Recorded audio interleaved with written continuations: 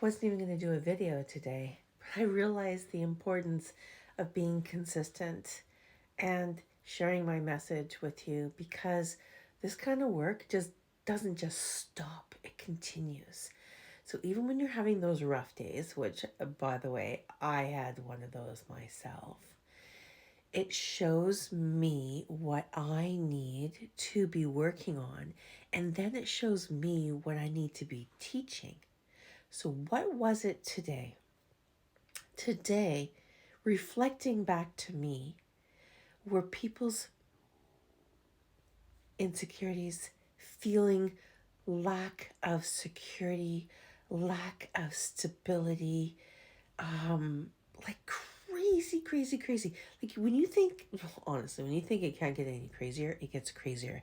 And I'm wondering, what the heck is going on in this world that the people closest to you feel like they can come in and just send daggers?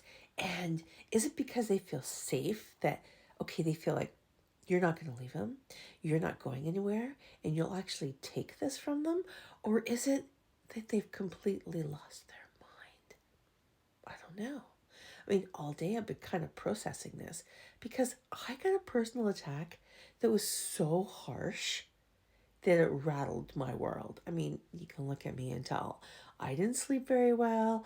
There were a lot of tears. There was a lot of processing going on. And for a moment, just a slight moment, I had self-doubt about me and the way I moved forward with things. And then I went, no, no, no, no, no. This is an opportunity for me to stand in my power. It's an opportunity for me to establish my boundaries and to show this other person that I don't tolerate that. First, back up a bit. First, I acknowledged their pain. First, I acknowledged where they were coming from. I acknowledged the hurt. I acknowledged that they were sharing with me their own personal betrayal and loneliness and struggle. And I said, I see you. And I said, I love you. And then I said, yet I don't tolerate this bad behavior towards me. I would have preferred if you reached out to me and said, I want to talk to you about it. Don't send me a text message. Don't be passive aggressive about the whole thing. This has been like someone who hasn't contacted me in months and yes, have been going through their own growth.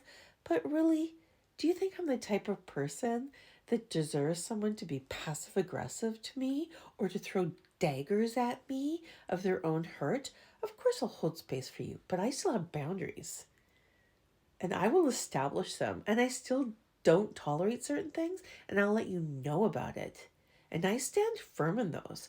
They're for me, and they're also for you. Because if we don't have them for ourselves, what does that say about us?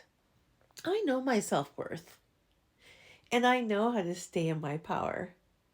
But still I can get tested, especially by this person who's so close to me. It hurt. It actually shook me up a bit. And I felt a little bit of that fragility and that insecurity. And then it brought stuff up around me with the people closest to me. And I was able to process and talk through it. I mean, that's what we all need, right? I think it's going to be interesting because I'm actually going to bring this up tomorrow in the BeeHive community about boundaries and about what we're tolerating and how things can show up to push those limits when you said, I'm not going to tolerate these things anymore. I mean, that's something that a lot of coaches don't talk about, that this shit still shows up. Like you may be doing the work, but it's still going to show up because like I like to say, shit travels at the speed of shit. So it's slow. And you're doing all this inner work and you're getting better and you're healing and something's slowly going to creep into your experience and go, I'm going to take you back to where you were and what you were once worth. That's when you got to stand firm and say, no, I got boundaries and I'm not going to tolerate this. So stand firm in your beliefs when you're doing this kind of inner work and know that shit's going to show up to test you.